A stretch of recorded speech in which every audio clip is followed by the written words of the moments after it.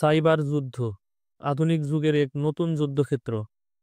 26শে ফেব্রুয়ারি 2022 বিশ্বব্যাপী এক চাঞ্চল্যকর সংবাদ ছড়িয়ে পড়ে যে রাশিয়ার রাষ্ট্রীয় টেলিভিশন চ্যানেলগুলো হ্যাক করে ফেলেছে অ্যানোনিমাস একটি হ্যাকটিভিস্ট সংগঠন। তারা এর আগেও একাধিকবার সাইবার যুদ্ধের অংশ নিয়েছে। এই আক্রমণ ছিল রাশিয়া ইউক্রেনের আগ্রাসনের বিরুদ্ধে একটি প্রতিবাদ। অ্যানোনিমাস রাশিয়ার রাষ্ট্রীয় প্রচার মাধ্যম হ্যাক করে তাদের দেশের জনগণের কাছে প্রকৃত সত্য তুলে ধরতে চেয়েছিল এবং ইউক্রেনে রাশিয়ার ধ্বংসযজ্ঞ প্রকাশ্যে আনতে চেয়েছিল। শুধু তাই নয়, তারা 1,20,000 রাশিয়ান সৈন্যের ব্যক্তিগত তথ্য ফাঁস করে এবং রাশিয়ার কেন্দ্রীয় ব্যাংকের 35,000 ফাইল হ্যাক করে। এই ঘটনাগুলো আমাদের দেখিয়ে দেয় যে সাইবার যুদ্ধ কিভাবে বাস্তব যুদ্ধের মোড় ঘুরিয়ে দিতে পারে, একটি বিষয় যা আগে এতটা পরিষ্কারভাবে দেখা যায়নি। সাইবার যুদ্ধ কি? একটি দেশকে লক্ষ্য করে পরিচালিত ডিজিটাল হামলা বা ধারাবাহিক সাইবার আক্রমণই সাধারণত সাইবার যুদ্ধ বলা হয়। এই ধরনের হামলা সরকারি ও বেসরকারি অবকাঠামোতে বিশৃঙ্খলা তৈরি করতে পারে, গুরুত্বপূর্ণ সিস্টেমগুলোর কার্যক্রম ব্যাহত করতে পারে, এমনকি রাষ্ট্রীয় নিরাপত্তার জন্য হুমকি সৃষ্টি করতে পারে। বর্তমান যুগে ইন্টারনেট শুধু ভিডিও দেখা বা শিখতে ব্যবহৃত হয় না, বরং এটি আমাদের ব্যক্তিগত তথ্য, আর্থিক লেনদেন এবং গুরুত্বপূর্ণ তথ্যের কেন্দ্রবিন্দু। তাই শারীরিক যুদ্ধের পরিবর্তে সাইবার যুদ্ধ এখন প্রধান হাতিয়ার হয়ে উঠেছে।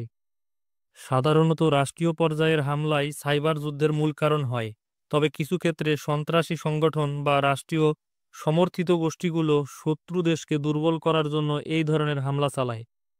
জুন 2021 চীনা হ্যাকাররা ভারিজনের মতো সংস্থাগুলোর নেটওয়ার্কে প্রবেশের চেষ্টা করে। 2010 স্টক্সনেট নামক এক ক্ষতিকারক কম্পিউটার ওয়ার্ম ইরানের পারমাণবিক স্থাপনায় আক্রমণ চালায়, যা পরে অন্যান্য শিল্প এবং বিদ্যুৎ উৎপাদনকারী প্রতিষ্ঠানে ছড়িয়ে পড়ে। কিন্তু সাইবার যুদ্ধের কোনো নির্দিষ্ট সংজ্ঞা নেই, তাই এই ধরনের আক্রমণ প্রতিরোধের জন্য আন্তর্জাতিক আইনের অনুপস্থিতি এটিকে এক প্রকার নিয়মহীন যুদ্ধে পরিণত করেছে। সাইবার যুদ্ধের প্রধান আক্রমণের ধরন: গুপ্তচর ভিত্তিক।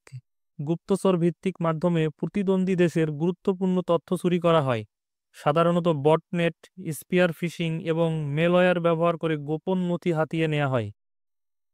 নাশকতা।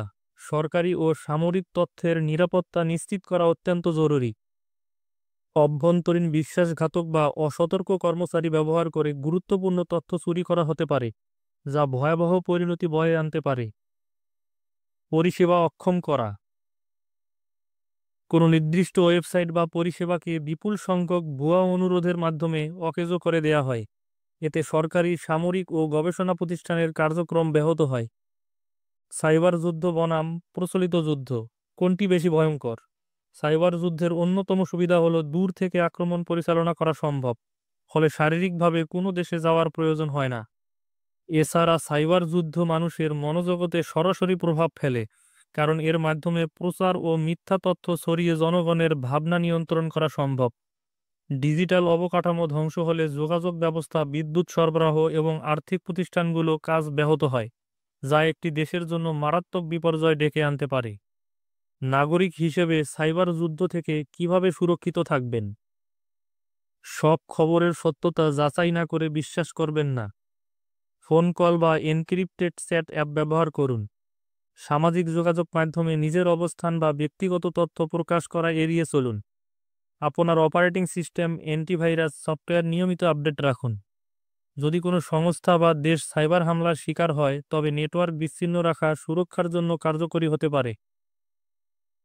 আপনার জন্য একটি প্রশ্ন: নিচের কোনটি সাইবার যুদ্ধের সময় ভুল পদক্ষেপ? তথ্যের সত্যতা যাচাই করা, নিরাপদ যোগাযোগ মাধ্যম ব্যবহার করা, পরিবার ও বন্ধুদের আপডেট দিতে নিজের অবস্থান সোশ্যাল মিডিয়ায় শেয়ার করা, অপ্রয়োজনীয় ব্যক্তিদের সঙ্গে যোগাযোগ সীমিত করা। আপনার মূল্যবান উত্তরটি কমেন্ট সেকশনে লিখুন। এই ভিডিওটি যদি ভালো লাগে তাহলে একটি লাইক দিন এবং চ্যানেলে সাবস্ক্রাইব করুন। নতুন প্রযুক্তি ও ট্রেন্ড সম্পর্কে জানতে বেল আইকনে ক্লিক করুন। ধন্যবাদ।